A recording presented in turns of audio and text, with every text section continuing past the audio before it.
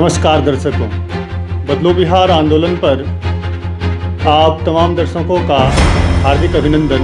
मैं हूं आचार्य गोविंद झा और आज हम लोग, क्योंकि आप लोगों को पता है कि हमारा जो कार्यक्रम का उद्देश्य, एकमात्र उद्देश्य होता है कि हम कैसे समाज में जागरूकता फैलाएं, कैसे लोगों को जागरूक करें, जन जागृति कैसे फैलाएं। तो इसी क्रम में आज हम लोग उपस्थित हुए हैं। डॉक्टर श्रीधर शर्मा जी हैं। अब इनके साथ बैठने का मेरा मकसद ये है कि ये एक समाज में डॉक्टर होते हुए प्रत्येक पहलुओं को देखते हुए, ये हर एक पहलुओं को देखते हुए समाज में कैसे अवेयरनेस लाया जाए, कैसे लोगों को जागरूक किया जाए और राजनीति परिप्रेक्ष्य, जो कि आज राजनीति का लोग अलग मकसद बनाए हुए हैं, राजनीति को क्या समझ रखा है। जबकि अगर आप सुभाष कश्यप को उनकी पॉलिटी आदि पढ़ेंगे तो पता चलेगा कि राजनीति क्या है। और राजनीति के इतने बड़े आचार्य हमारे चाणक्य, जिनका देन है यह राजनीति का अभूतपूर्व ग्रंथ कौटिल्य शास्त्र के रूप में। तो राजनीति कोई खराब वस्तु नहीं है। आज हमारे बीच हमारे डॉक्टर साहब बैठे हुए हैं, डॉक्टर श्रीधर शर्मा जी, जो कि एक चिकित्सक होने के साथ साथ ही समाज को जागरूक करने के लिए और समाज में एक अद्भुत प्रेरणा प्रदान करने के लिए हमेशा उत्साहित रहते हैं। तो हम लोग आज इनसे मिलते हैं और इनसे जानते हैं इनका विचार और हम कैसे एक उन्नत समाज की परिकल्पना जो करते हैं वह कैसे सफल हो पाएगा, इस पर भी हम लोग विचार करेंगे। तो सबसे पहले डॉक्टर साहब, आपका हमारे इस बदलो बिहार आंदोलन चैनल पर स्वागत है। नमस्कार। नमस्कार डॉक्टर साहब, आप समाज में एक चिकित्सक के रूप में भी कार्य करते हैं, नहीं? और चिकित्सक के रूप में अभी कोरोना का एक बड़ा ही व्यापक स्वरूप समाज में निकल के आया है और इस समय बहुत सारे लोग परेशान हैं। तो आप उन लोगों को क्या कहना चाहेंगे, या जो कोरोना वॉरियर्स लोग हैं जो हमारे बीच में काम करते रहते हैं चिकित्सक के रूप में, और भी बहुत सारे हैं, तो उन लोगों को आप इस कोरोना काल में क्या संदेश देना? देखिए, ये एक विश्वव्यापी समस्या है। ये अकेले भारतवर्ष की समस्या नहीं है या बिहार की समस्या नहीं है। और इसमें जब कोरोना की पहली लहर आई थी तो भारतवर्ष इस विषय में बिल्कुल नहीं जानता था, पर जैसे जैसे समय व्यतीत होता गया हमारे देश के लोगों ने कोरोना के विषय में जाना, इससे बचाव कैसे किया जाए ये जाना, हमारे वैज्ञानिकों ने इस वायरस को समझा, इसका टीका बनाया, काफ़ी लंबा वक्त गुजर गया। अब हमारे पास विश्व में एक लंबा चौड़ा अनुभव है कोरोना नामक या अन्य किसी भी बीमारी से लड़ने की क्षमता डेवलप हो गई। मेरा तो ये मानना है कि जब भी कोई विपत्ति आती है तो किसी न किसी जरूरी चीज़ को हम लोग आविष्कारक बन जाते हैं। विपत्ति हमेशा परिवर्तन का द्योतक होता है और भारतवर्ष ने दिखलाया है कि इस विपत्ति को कैसे एक शुभ परिवर्तन में बदला जाए, इस विपत्ति से एकजुट होकर कैसे लड़ा जा सकता है। भारतवर्ष ही नहीं अपितु विश्व को भी एक मार्गदर्शन देने का काम किया है। चलिए, बहुत बहुत धन्यवाद डॉक्टर साहब। अब मैं कहूँगा कि एक दिन मैं इनके पास आया था भ्रमण के क्रम में और चिकित्सकीय परामर्श लेने के क्रम में भी जब मैं इनके पास आया तो बातों ही बातों में इनके द्वारा एक चीज़ मैंने सुना, एक शब्द सुना जो सुन करके बहुत आश्चर्य हुआ। वो आश्चर्य ये था कि नेताजी यानी कि सुभाष चंद्र बोस, हम लोगों के आज़ाद हिंद फौज के संस्थापक, जहाँ तक हम लोग जानते हैं, उनकी मौत प्लेन क्रैश से हुई थी। ये हम लोगों को पढ़ाया भी जाता है, ये हम लोग जानते हैं। और बहुत सारे इसके शोधार्थियों ने शोध करके ही बताया, या राजनीतिज्ञों ने भी यह बताया, नेता मंत्रियों ने भी यह बताया कि उनकी मौत प्लेन क्रैश में हुई थी। लेकिन जब मैं इनके पास था तो ये बोल रहे थे कि नेताजी का मौत जो है वह प्लेन क्रैश से नहीं हुई थी। लेकिन हम लोग यही पढ़ते आ रहे हैं, नेता लोग यही कहते आ रहे हैं। तो हम यही जानना चाहेंगे इनसे कि ये आखिर नेताजी का प्लेन क्रैश में मौत नहीं हुआ, ये कैसे आप कह सकते हैं? देखिए, हम भारतीय समाज के लोगों को अच्छी आदत भी है, बुरी आदत भी है। हम सभी चीज़ों को भूलने के आदी होते हैं। आप इस चीज़ को देखेंगे कि हम आज़ादी की लड़ाई को भूल गए, 21 लाख लोग बंटवारे में मरे उसको भूल गए, हमारे देश के दो प्रधानमंत्री का एक्सीडेंट हुआ, वो मर गए, आतंकवाद में मर गए, और तीसरे प्रधानमंत्री की मौत भी सस्पिशियस ही रही, शास्त्री जी की मौत भी सस्पिशियस ही रही। इसके बारे में एक्चुअली हम लोग पढ़ते नहीं हैं, है ना। इस लॉकडाउन ने कोरोना में कोरोना का कार्य करने के अलावा भी मुझको पढ़ने का बहुत सारा मौका मिला। इस दौरान मैं बहुत सारी पुस्तकों को पढ़ लिया। और जैसे मैं एक छोटा सा एग्जाम्पल बताऊं आपको, सरदार वल्लभ भाई पटेल के बेटे का क्या नाम था, क्या आपको मालूम है? उनका नाम था दया भाई पटेल। और उन्होंने एक बुकलेट लिखी थी कि वाज शास्त्री मर्डर्ड, और ये एक अलग ही मिस्ट्री है। आज हम लोग सुभाष जी के बारे में बात करेंगे, इसके विषय में शास्त्री जी के बारे में फिर कभी बात करेंगे। तो मैं कोई नई बात नहीं कह रहा। इस दौरान मैंने जो बहुत सारी पुस्तकें पढ़ी और जो मैं टीवी में समाचार देखता हूँ, आज का राजनीतिक परिदृश्य देखता हूँ, उसके आधार पर ये मेरा अवलोकन है, ये मेरा अनुमान है कि ऐसा ऐसा हो सकता है। मैं जितनी भी बातें बताऊंगा आपको, तथ्यात्मक बात बताऊंगा, किसी चीज का रेफरेंस लेके बताऊंगा, अपने मन से कुछ भी नहीं। मैं 2-4 पुस्तकों का जिक्र करना चाहता हूँ यहाँ पे। एक अनुजधर और चंद्रचूड़ घोष जी की किताब आई है, conundrum Subhas Bose life after death, जो एक अपने आप में यूनिक किताब है, जिसमें आपको बहुत सारी चीजें पढ़ने को मिल जाएंगी। एक जीडी बख्शी जी की किताब इसके अंदर आई है, बोस एंड इंडियन सामुराई। आप उसको पढ़ेंगे तो उसके बारे में बहुत सारी चीज मिल जाएंगी। अनुजधर की ही किताब 1912 में आई थी, इंडियाज बेस्ट केप सीक्रेट, ठीक है ना। आप उस किताब को पढ़ेंगे तो उसके बारे में भी बहुत सारी चीज मिल जाएंगी। इवन मौलाना अब्दुल कलाम की किताब, जो हमारे देश के प्रथम शिक्षा मंत्री थे, उनकी किताबें पढ़ेंगे तो आपको बहुत सारी चीजें मिल जाएंगी। हिस्ट्री में हम लोग पढ़ नहीं पा रहे हैं, जिस कारण से हम लोगों को समझ में नहीं आता है। अच्छा डॉक्टर साहब, एक प्रश्न है कि अगर इतिहासकारों ने और इतने बड़े बड़े विद्वानों का जो आपने नाम लिया, क्योंकि देश के प्रथम शिक्षा मंत्री मौलाना अब्दुल कलाम आजाद के बारे में भी आपने बताया, तो आखिर ये लोग शिक्षा मंत्री होते हुए भी इसको हम लोग जो पढ़े हैं, हम लोगों के बीच में या ग्रंथों में, ऐतिहासिक ग्रंथों में या सिलेबस में उसको क्यों नहीं रखा गया? देखिए जी, बेसिकली 3 थ्योरी रन करती है नेताजी के विषय में। अच्छा। पहली थ्योरी रन करती है कि नेताजी प्लेन क्रैश में मारे गए। जी। ताइवान के ताइपे नामक शहर में नेताजी का प्लेन क्रैश हुआ। अच्छा। और उस क्रैश में मारे गए। परंतु जब ताइवान से आरटीआई के थ्रू जब पूछा गया, और उसने मना कर दिया कि हमारे ताइपे शहर में किसी तरह का कोई प्लेन क्रैश नहीं हुआ था, और इसमें किसी भी नेताजी नामक व्यक्ति की या सुभाष चंद्र बोस नामक व्यक्ति की मौत नहीं हुई थी। तो ये थ्योरी खारिज हो जाती है इस आधार पर खारिज। जब आप पुस्तक पढ़ेंगे चंद्रचूड़ घोष और अनुजधर की, तो उसमें आपको बहुत सारी चीजें मिल जाएंगी इसके विषय में। इससे आरटीआई से संबंधित विषय में भी बहुत सारी चीजें मिलेंगी। पर मोटा मोटी बात यह है, ताइवान ने इस थ्योरी को नकार दिया। फिर दूसरी थ्योरी चलती है कि नेताजी को सर्बिया में रखा गया, रशिया के सर्बिया में रखा गया, और सर्बिया में बहुत सारी प्रताड़ना दी गई और उसको मार दिया गया, और इस तरीके की बातें निकल करके आई। मैं आपको बताना चाहूंगा कि इस सारी चीजों के बारे में हिंदुस्तान टाइम्स ने 2001 में एक इंक्वायरी सेटअप की थी। उसी समय मुखर्जी आयोग भी बना था, और उसमें नेताजी की मौत कैसे हुई थी ये बात निकल के आई थी कि आखिर इसके बारे में पता कैसे लगाया जाए। तो 2001 में जब इसका इंक्वायरी, हिंदुस्तान टाइम्स का इंक्वायरी हुआ, तो उसमें प्रणब मुखर्जी भी गवाह थे, और अनुजधर भी, हमारे जो किताब के राइटर हैं, वो भी गवाह थे उसमें। मुझको लगता है कि 50वें नंबर पे शायद अनुजधर की गवाही हुई थी और 48वें नंबर पे प्रणब मुखर्जी की गवाही हुई थी। और उसमें ये बात निकल के आई कि नेताजी को रसिया ने कभी भी मारा नहीं।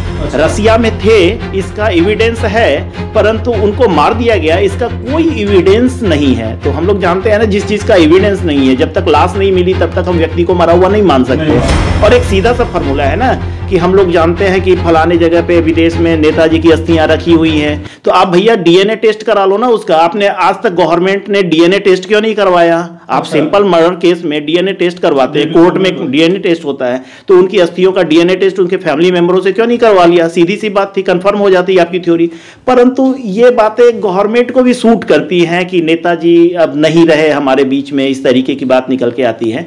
परंतु जब हिंदुस्तान टाइम्स के इंक्वायरी में जब ये बात निकल के आई कि आखिर नेताजी गए कहाँ, तो उसमें नेताजी वहाँ से रशिया होते, जबकि उसमें जिक्र आता है कि स्टालिन से नेताजी की बहुत अच्छी बनती थी, अच्छा सहयोग किया था नेताजी ने, कुछ विषय पे उनको राय मशवरा दिया था और स्टालिन के थ्रू ही वो चाइना गए 1951-52 में, और 51-52 में ही जब वो भारत आ गए थे।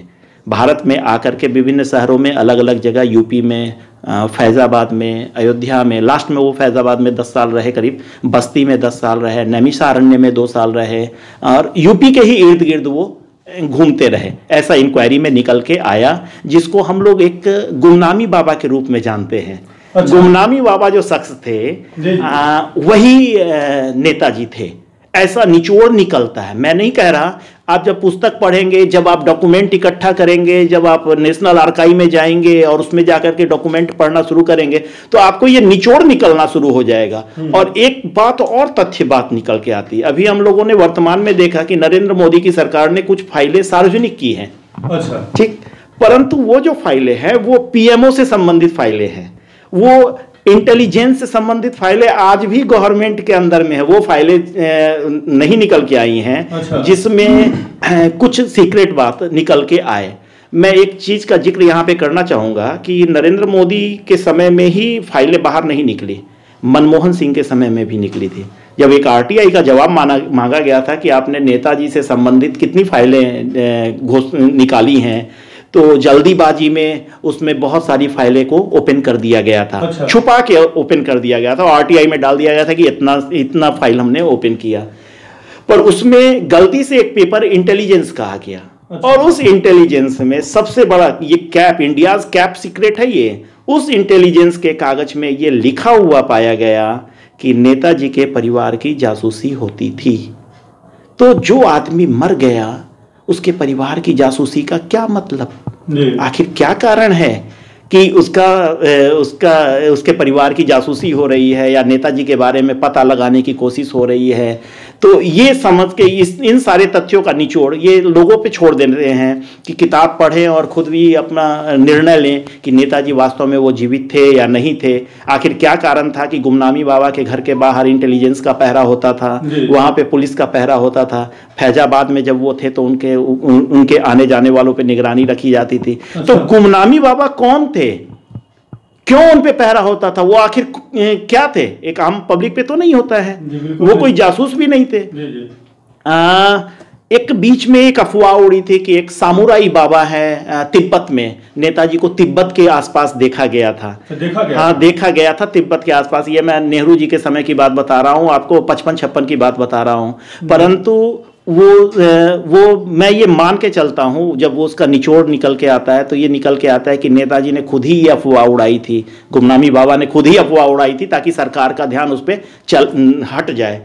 मेरा कहना है कि 51-52 में वो इंडिया आ गए थे।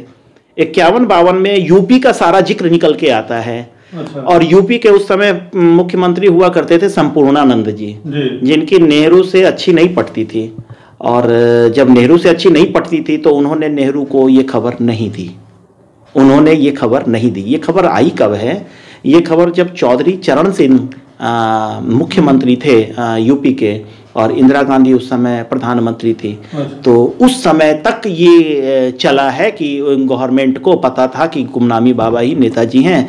नेताजी से मिलने वाले बंगाल के जितने भी लोग थे, जिसका जिक्र मैं आगे करूंगा, वो उनसे जाके मिलते थे, बात करते थे। बहुत सारे ईमेल के थ्रू गवर्नमेंट को मैसेज जाता था कि गुमनामी बाबा ही नेताजी थे। ये जब इंटेलिजेंस की फाइलें मोदी गवर्नमेंट ओपन कर देंगी तो जाकर के सच्चाई सामने, जनता के सामने आ जाएगी, जो कि सच है। जितनी बातें मैं बोल रहा हूँ, जब मेरे जैसा एक आम पब्लिक, आम इंसान, पढ़ने का शौकीन इस बात को समझ सकता है, तो हमारा देश तो विद्वानों का देश है। यहाँ पे तो एक से एक विभूतियाँ पैदा हुई हैं। मुझको लगता है कि ये इस रहस्य से भी पर्दा हट जाएगा। अभी बार बार आप एक चीज़ का जिक्र कर रहे थे कि एक गुमनामी बाबा जो फैजाबाद में आकर के रहते हैं, सर आपने बताया हमें कि वो अपने आप को एकदम हर हाल में कहीं सामने लाना नहीं चाह रहे थे और खुद गुमनामी बाबा के नाम से प्रसिद्ध थे। जब वो खुद गुमनामी बाबा के नाम से प्रसिद्ध थे तो भारतीय समाज को उन्होंने क्यों नहीं बताया कि मैं अभी तक जिंदा हूँ? गुमनामी भारतीय सरकार भारतीय लोगों को क्यों नहीं बताया? भारत के सरकार के या जो सरकारी तंत्र उस समय सुचारू रूप से कार्य कर रही थी, उनके तथ्यों से ही वे क्यों सहमत थे, जबकि उनके बहुत सारे चाहने वाले थे हमारे समाज में? तो फिर अपने चाहने वालों के बीच आकर के उनको बताने में क्या दिक्कत थी कि मैं अभी जिंदा हूँ? देखिए, ये सवाल का उत्तर अगर जानना है तो आपको फिर मैं कहता हूँ बहुत सारा पढ़ना पड़ेगा, आपको 1945 में जाना पड़ेगा। इस सवाल का जवाब 1945 में छुपा हुआ है, 1940-41 में छुपा हुआ है। टेक्निकली सुभाष बाबू हमारे देश से 40-41 में चले गए थे, टेक्निकली अवेलेबल नहीं थे वो। आप उस परिदृश्य को समझ जाए ना, क्योंकि हमारे फिर कहा कि भारतीयों को भूलने की आदत होती है, वो भूल गए हमारे साथ क्या हुआ, किस तरीके से आज़ादी को लिया गया, किस तरीके से अंग्रेज यहाँ से गए, क्या कारण थे जो अंग्रेज यहाँ से गए। जिस दिन आप ये कारण समझ जाएंगे कि अंग्रेज यहाँ से गए, उसी दिन ये सवाल निकल के आ जाए, आपको पता चल जाएगा कि सुभाष बाबू अपीयर क्यों नहीं हुए। तो मैं थोड़ा सा एक अजीब सा एक बात बताता हूँ, फैक्ट बताता हूँ। टेक्निकली बात यह है कि 1945 में जापान के तरफ से, जापान, जर्मनी और साथ में सुभाष बाबू भी साथ में जुड़े हुए थे। और 1945 में जब अमेरिका ने नागासाकी और हिरोशिमा पे परमाणु हमला कर दिया तो जापान ने सरेंडर कर दिया। जापान ने सरेंडर कर दिया और सरेंडर करने के बाद तो नेताजी ने भी सरेंडर कर दिया एक तरीके से। ठीक, मैं एक दो फैक्ट रख देना चाहता हूँ इस सवाल का जवाब देने से पहले। उस समय साउथ ईस्ट एशिया जोन के कमांडर कौन थे ब्रिटेन के तरफ से? माउंटबेटन। और क्या तारीख थी जिस दिन जापान ने सरेंडर किया था माउंटबेटन के सामने? वो 15 अगस्त थी। अब बताइए भारत को आज़ादी कब मिली? ये 15 अगस्त की तारीख क्या हमारे देश पे एक धब्बा नहीं है? क्या माउंटबेटन ने अपने ईगो को सेटिस्फाइड करने के लिए 15 अगस्त की तारीख नहीं चुनी? क्या आज भी हम अंग्रेजों के गुलाम नहीं हैं? जिस दिन हमारे सुभाष बाबू की आज़ाद हिंद फौज हार गई, उसी दिन को भारत की आज़ादी का दिन घोषित किया माउंटबेटन ने। माउंटबेटन कौन थे?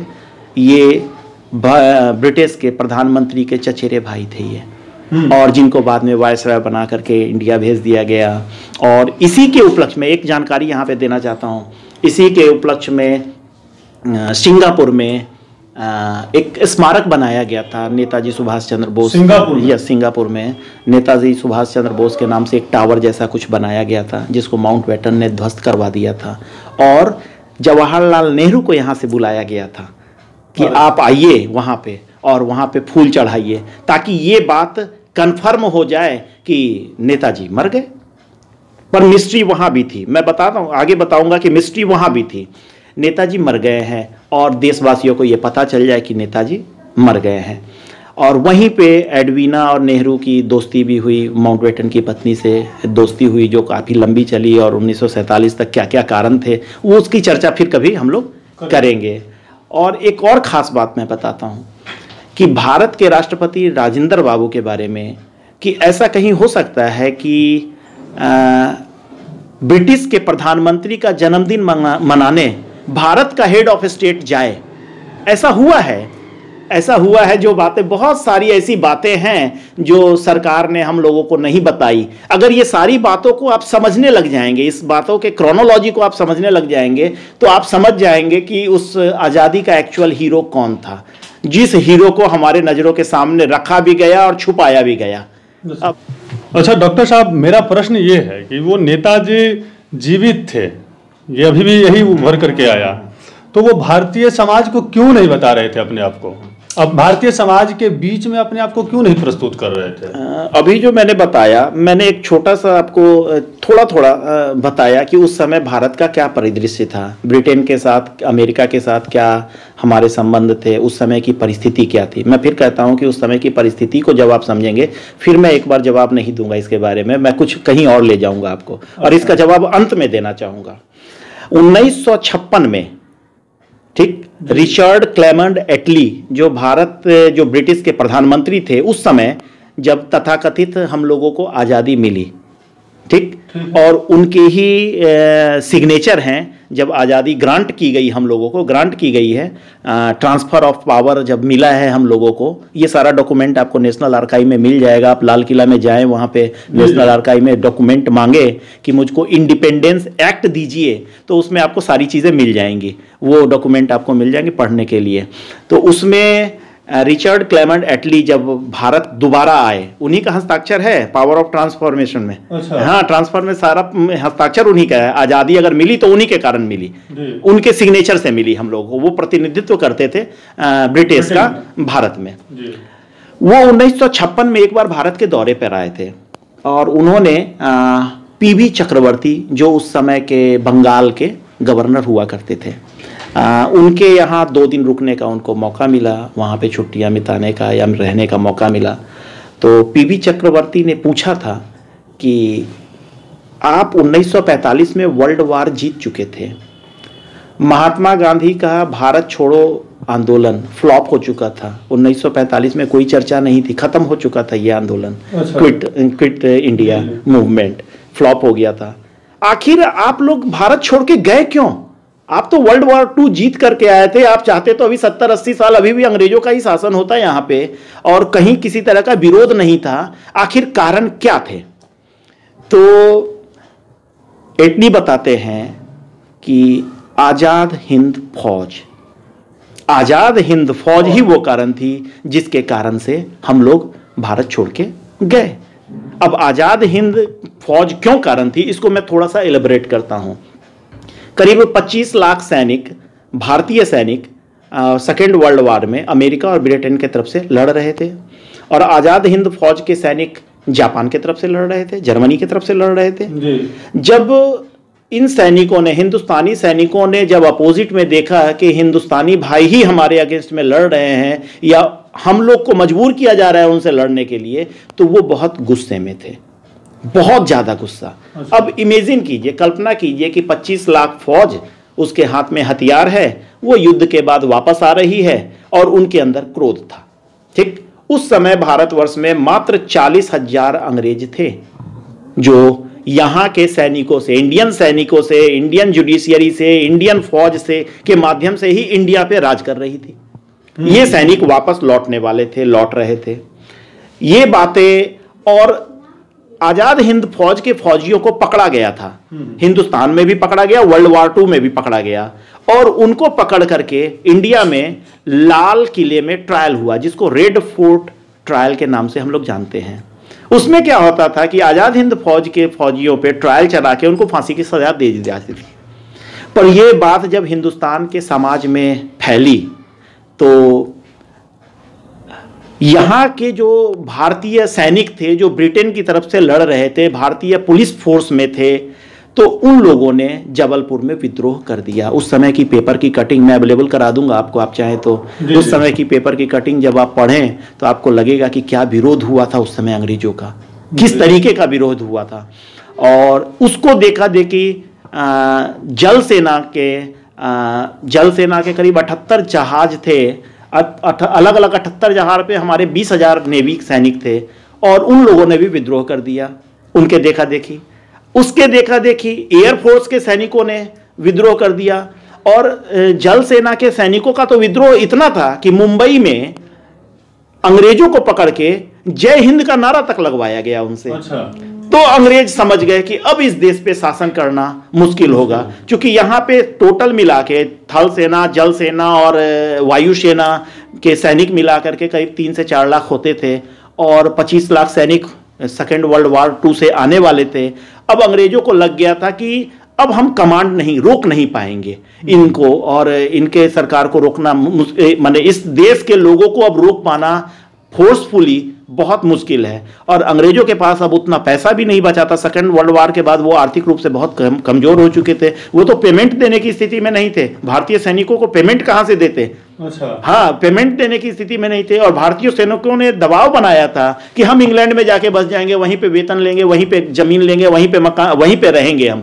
तो अंग्रेजों ने इन सारे प्रकरण से बचने के लिए उन लोगों ने कमिटमेंट किया कि हम आपके देश को आज़ादी दे देंगे, आप भारत की तरफ मूव कर जाइए।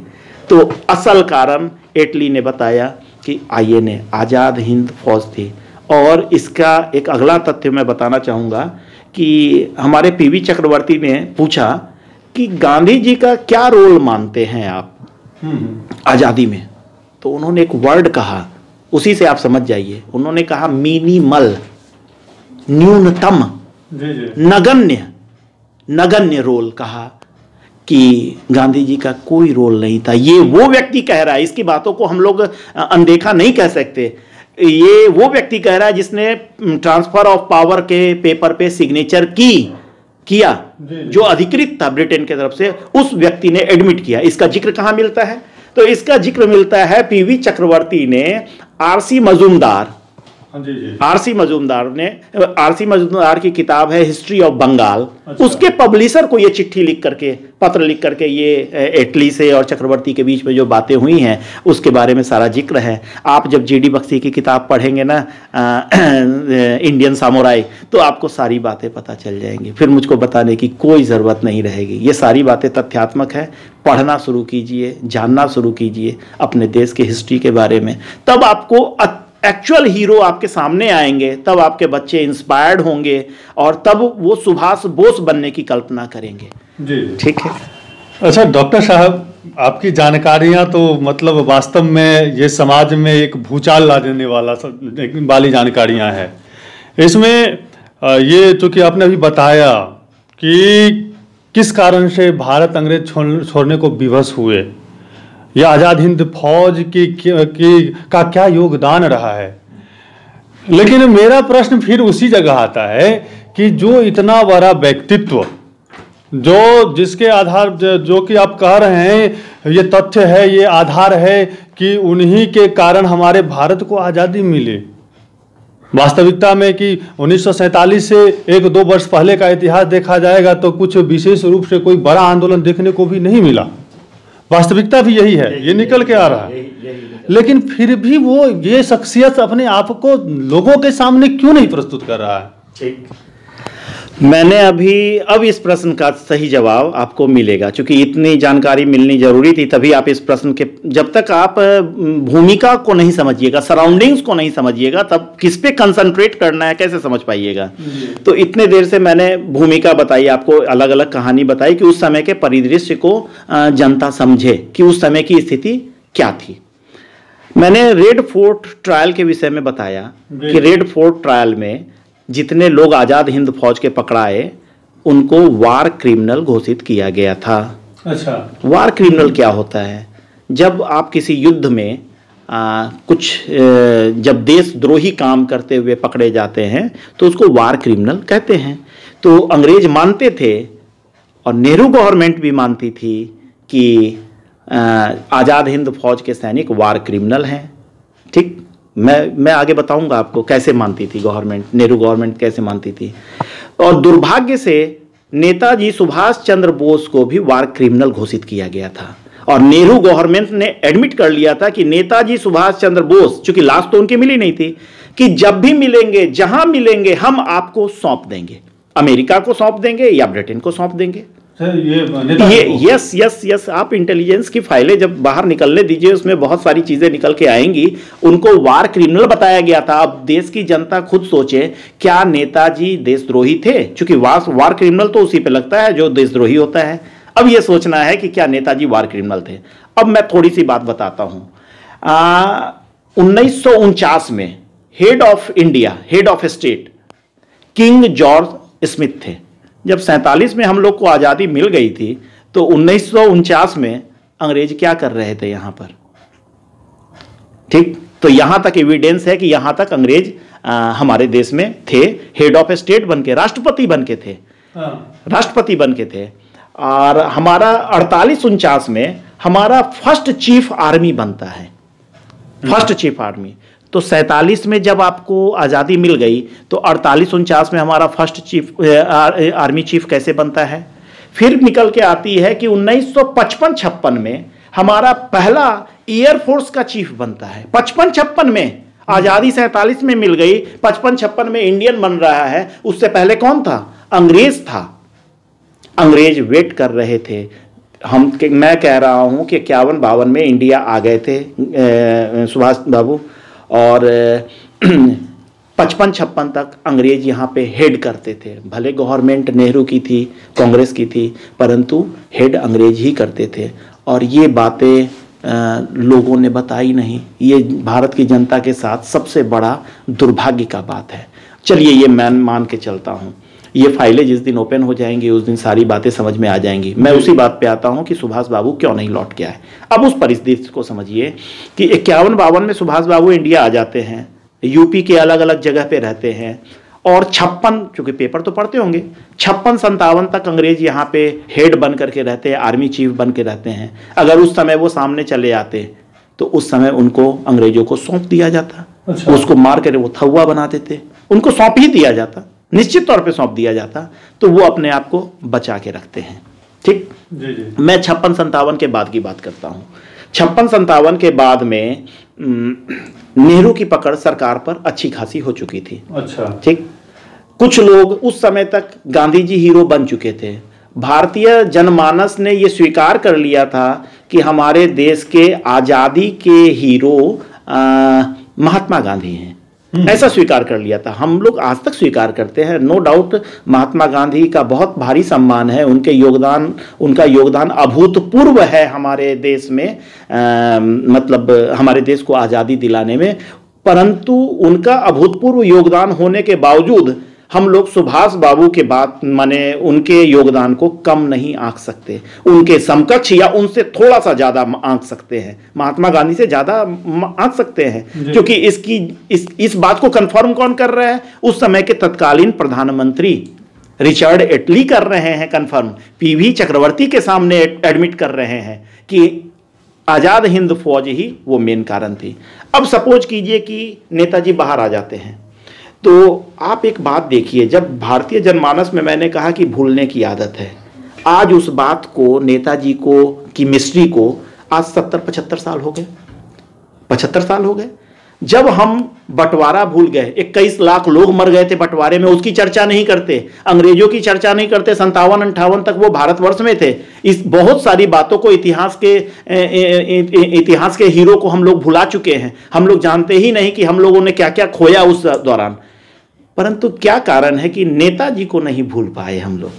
आखिर वो हमारे क्रोमोसोम में, हमारे डीएनए में किस तरीके से बैठे हुए हैं कि आज 75 साल के बाद भी, 76 साल के बाद भी हम लोग उनकी चर्चा कर रहे हैं। मतलब आज भी यूथ में वो खून मौजूद है, वो तत्व मौजूद है जो नेताजी को जानने के लिए उत्सुक है। तो मैं ये मान सकता हूं कि नेहरू के समय में 20 से 25% लोग नेहरू के कट्टर समर्थक रहे होंगे, कांग्रेस के कट्टर समर्थक रहे होंगे, और 10% लोग, मैं 10% को ही मानता हूं, बंगाल की जनता को ही मानता हूं, और यूपी में थे तो यूपी के लोग, मैं भारत की 10% जनता को मानता हूं कि नेहरू के समर्थक में थे।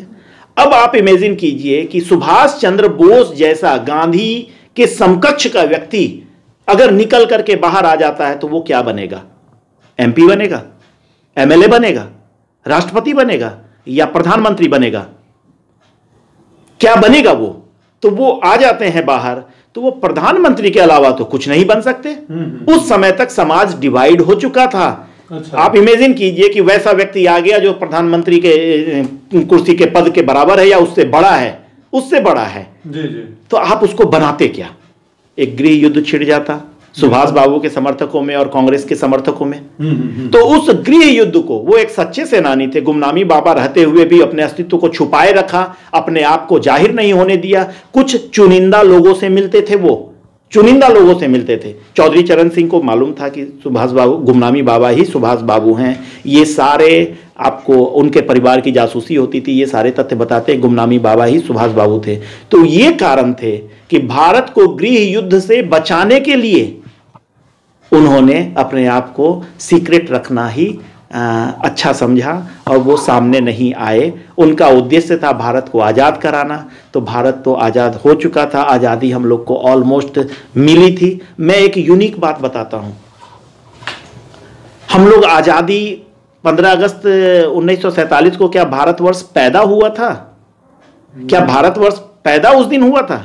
या भारत का इतिहास 5000-10,000 साल पुराना है? हमारा इतिहास 5000-10,000 साल पुराना है। भारत उस दिन पैदा नहीं हुआ था, भारत का डिवीजन हुआ था। भारत तो वही है, उसको डिवाइड करके अलग कर दिया गया था। तो इसको आजादी कहना तो बिल्कुल ही गलत बात है। आजादी तो ये नहीं है। उस दिन डिवीजन हुआ था भारत का। 21 अक्टूबर 1943 को मोयान में सुभाष बाबू ने आजाद हिंद सरकार की घोषणा कर दी थी, आजादी ले ली थी। किसी भी देश को आजादी तब मिलती है जो 5 गणमान्य देश उसको मान्यता दे दें। आपको आश्चर्य होगा, उस समय के संयुक्त रूस यूएसएसआर समेत 12 देशों ने मान्यता दी थी आजाद हिंद सरकार को। आजाद हिंद सरकार का अपना नोट था, अपना बैंक था, अपनी आर्मी थी, और उसके प्रधानमंत्री कौन थे? सुभाष बाबू थे। अच्छा, हाँ, सुभाष बाबू थे। उन्होंने उस समय ये सरकार की घोषणा कर दी थी 1943 में मोयान में। अब बात निकल के आती है, उनके एक सेनापति थे, जनरल हुआ करते थे, शौकत अली बोल करके। उन्होंने शौकत को भेजा भी था कि जाइए आप लाल किला पे और आज़ादी का ये परचम फहरा दीजिए वहाँ पे जा करके। तो शौकत तो आसाम भी क्रॉस नहीं कर पाए, नॉर्थ ईस्ट एरिया से आसाम भी क्रॉस नहीं कर पाए, वो पता नहीं कहाँ चले गए।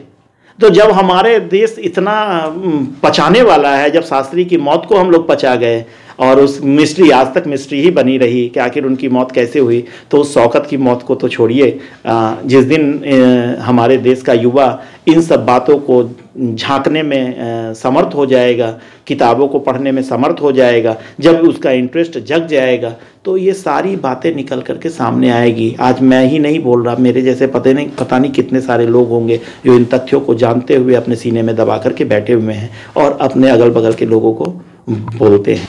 अच्छा डॉक्टर साहब, बहुत अद्भुत जानकारी जो हम लोगों के बीच में आज तक एक सपना ही बना हुआ था कि हम लोग समझ भी सकते थे इस बातों को, जो आप हमारे बीच में, चूँकि मैं भी विद्यार्थी रहा हूँ और मैं भी इतिहासों को पढ़ा हूँ कुछ, तो उसमें ये जानकारियाँ नगण्य के बराबर मिलती है। और वास्तव में उस समय की सरकार, और उस समय जो सरकार थी, और उन्होंने हमारे प्रिय और हमारे आदर्श नेताजी को सामने नहीं लाया, नहीं बताया, या वह अंग्रेजों को सौंपना चाह रहे थे, जो बातें निकल करके आपके विचारों से आती है। तो वर्तमान में अभी जो हमारी केंद्रीय सरकार है, तो उनका क्या योगदान होना चाहिए इस मसले पर में, या फिर आप क्या सोचते हैं कि हमारी सरकार इस पर में किस तरह से अपना कदम उठाएगी, और ये नेताजी की जो इतना बड़ा त्यागपूर्ण जीवन, वो हम लोगों के बीच में कैसे एक आदर्शता लेकर के प्रकट होगी, या सरकार का क्या योगदान होना चाहिए इस पर में, अब क्या कहना चाहेंगे? देखिए, मैं इस मोदी सरकार, ये जो अभी एनडीए की गवर्नमेंट चल रही है, मैं ये मानता हूँ कि ये अपना कर्तव्य कर रही है, ये अपना कर्तव्य कर रही है। अनुजधर और चंद्रचूड़ घोष की जब किताब पढ़ेंगे तो उसमें आपको ये जानकारी मिलेगी कि 2013 में ही जब मोदी जी गुजरात के चीफ मिनिस्टर हुआ करते थे, तो उस समय मोदी जी को ये सारी जानकारियाँ हो गई थी। अनुजधर जाकर के खुद दे करके आए थे। अच्छा। हाँ, ये सारी जानकारियाँ इनकी फैमिली, नेहरू जी, इसकी सुभाष बाबू की फैमिली भी जाकर के मिल करके आई और सारी बातें कही। जब मोदी जी सरप्राइज्ड, जब ये प्रधानमंत्री बनते हैं, तो ये फिर बुलाते हैं सबको, सारे फैमिली वालों को, कि आइए बताइए क्या हुआ था, कैसे हुआ, गुमनामी बाबा क्या है, ये क्या सच्चाई है। तो वो कन्विंस होते हैं इस बातों से। अब सरकार के कुछ कदमों का क्रोनोलॉजी समझिए, 2012-13 में अनुजधर और ये सुभाष बाबू की फैमिली जाकर के मोदी से मिलती हैं, ठीक है। आप उसके बाद प्रधानमंत्री जी का लोकसभा का भाषण सुनिए। प्रधानमंत्री मोदी जी ने आजाद हिंद सरकार के प्रथम प्रधानमंत्री सुभाष चंद्र बोस ये कह के संबोधन किया है, ये कह के संबोधन किया लोकसभा में। ये कमाल की बात है। दूसरी बात समझिए, सुभाष चंद्र बोस को सम्मान देने के लिए किंग जॉर्ज पंचम की मूर्ति के जगह पर, ये बहुत बड़ी बात है, ये मामूली घटना नहीं है जी। किंग जॉर्ज पंचम की मूर्ति जहां पे थी, उस मूर्ति को हटा करके हटे हुए जगह पे सुभाष चंद्र बोस की मूर्ति को होलोग्राम के रूप में रख देना, ये अपने आप में अभूतपूर्व घटना है। एक यूनिक घटना निकल करके सामने आती है। मैंने आपको बताया कि शौकत अली को सुभाष बाबू ने भेजा कि जाओ लाल किले पे 21 अक्टूबर को झंडा फहरा के आओ, आज़ादी मिल गई हमको। अब मोदी जी का देखिए एक काम जो दुनिया शायद नहीं समझ रही, या भारत के लोग मेरे जैसे लोग समझते हैं, या बहुत सारे लोग समझते होंगे इस बात को। मैं इसमें एक यूनिक बात देखता हूं। लाल किले पे 21 अक्टूबर को प्रधानमंत्री मोदी द्वारा जाना और झंडोत्तोलन करना और आजाद हिंद फौज के जो फौजी अभी भारतवर्ष में हैं उनके बीच में जाकर के झंडोत्तोलन करना, शायद वो नेताजी के आकांक्षाओं की पूर्ति ही कर रहे हैं। ठीक है। और एक और बात मैं कहता हूं, शायद इस गवर्नमेंट को पूर्व के गवर्नमेंट के द्वारा की गई गलतियों का एहसास है, तो चौथा स्टेप क्या लेते हैं? होलोग्राम के उद्घाटन वाले दिन उनका भाषण जो हुआ, उन्होंने जो टीवी पे बोला कि देश अपनी गलतियों को डंके की चोट पर सुधारेगा। ठीक, ये चौथी बात कही। तो पांचवी बात ऑटोमेटिक हो जाती है कि किसी भी दिन मोदी जी प्रकट हो जाएंगे टीवी पर और कहेंगे कि इस देश के आजादी के असल हीरो नेताजी सुभाष चंद्र बोस थे। समझ गए? ये मेरे कहने का ये क्रोनोलॉजी बताती है। आप नोटबंदी की बात समझिए, क्रोनोलॉजी आप इस बात को समझिए। नोटबंदी के समय क्या कहा था मोदी जी ने? संसद में कहा था जिसके पास ब्लैक मनी है भैया निकाल दो, उसमें से 30-40% गवर्नमेंट ले लेगी, बाकी को मैं व्हाइट बना के दे दूंगा। लोग समझ नहीं पाए कि ये कहना क्या चाह रहे हैं, कि मैं क्या करने वाला हूं। जब लोगों ने, जितने लोगों ने नोट निकालना था, ब्लैक मनी को निकालना था, निकाल दिया। पर जो लोग नहीं निकाल पाए, जो चाहते थे कि नहीं ये ब्लैक मनी रहे, उन्होंने एकाएक नोटबंदी कर दी। अब वो ब्लैक मनी किसी काम की नहीं, अब तो गवर्नमेंट उसमें टैक्स नहीं लेगी, अब वो सीधे जब्त करेगी। ठीक। तो आप पूर्व की गलतियों को देखें, पूर्व के क्रोनोलॉजी को, इस गवर्नमेंट के कार्य करने के तरीकों को देखें। मैं धारा 370 की बात कहता हूं।